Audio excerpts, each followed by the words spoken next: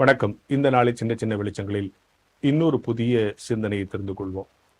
கிறிஸ்தவ வாழ்க்கையில் ஒரு கஷ்டம் வரும்போது, ஒரு துன்பம் வரும்போது, ஒரு பிரச்சனை வரும்போது நம்ம எல்லாருக்கும் சொல்லுகிற ஒரே ஆலோசனை ஜெபம் பண்ணுங்க. நம்ம எல்லாரும் பிரச்சனை வரும்போது ஜெபம் பண்ணுறோம். ஜெபம் செய்வது என்பது கிறிஸ்தவர்களின் அன்றாட கடமைகளில், அவசியமான கடமைகளில், நிறைவேற்றியே ஆக வேண்டிய கடமைகளில் ஒன்று. எல்லாரும் ஜெபிக்கிறோம். ஜெபிக்க எல்லாருக்கும் தெரியும். எப்படி ஜெபிக்கணும்னு அழகழகா ஜெபிக்க நமக்கு தெரியும். ஆனா இந்த ஜெபிக்கும் போது 2 விதமான புரிதல் நமக்கு இருக்கணும். தானியேல் ஒரு இடத்துல சொல்றாரு, எங்கள் நீதிகளே அல்ல, நீர் இரக்கமுள்ளவர் என்பதை நம்பி எங்கள் விண்ணப்பங்களை உமக்கு முன்னால் வைக்கிறோம். ஜெபம் பண்ணும்போது எப்படி பண்ணுமா? நான் சரியானவன், நான் எனக்கு எலிஜிபிலிட்டி இருக்கு, எனக்கு ரைட் இருக்கு, நான் தகுதியானவங்கிறதுனால அல்ல, எங்கள் நீதிகளே அல்ல, நீர் இரக்கமுள்ளவர் என்பதை நம்பி எங்கள் விண்ணப்பங்களை உமக்கு முன்னால் வைக்கிறோம்.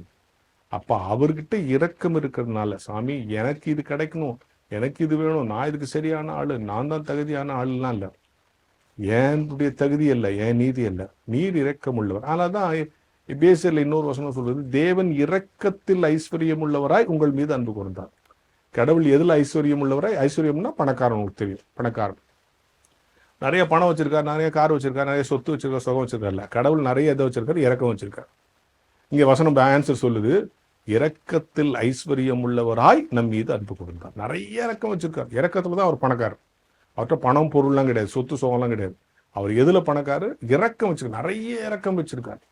இரக்கத்தில் ஐஸ்வர்யம் உள்ள நம் மீது அன்பு கொடுத்தார். எனவே ஜெபிக்கிற பொழுது இந்த புரிதலும், இந்த ஜபத்துக்கு விடை கிடைக்கும் போது இந்த தெளிவும் ஒரு கிறிஸ்தவனுக்கு இருக்க வேண்டும். அதான் ஒன்று, எங்கள் நீதிகளே அல்ல, உம்முடைய இரக்கங்கள், நீர் இரக்கம் உள்ளவர் என்பதை நம்பி எங்கள் விண்ணப்பங்களை முன்னால் வைக்கணும். அப்ப ஜெபம் பண்ணும்போது, சாமி நான் உங்ககிட்ட நிறைய கேட்கிறேன், இதெல்லாம் பெற்றுக்கொள்வதற்கு எனக்கு தகுதி இருக்கான்னு எனக்கு தெரியாது, தகுதி கிடையாது. ஆனா எந்த தைரியத்துல ஜெபம் பண்றேன்னா, நீர் இரக்கம் உள்ளவராச்சே. எப்படி இரக்கம் உள்ளவர்? இங்க அடுத்த ஆன்சர் வருது, அவர் இரக்கத்தில் ஐஸ்வர்யம் உள்ளவர்.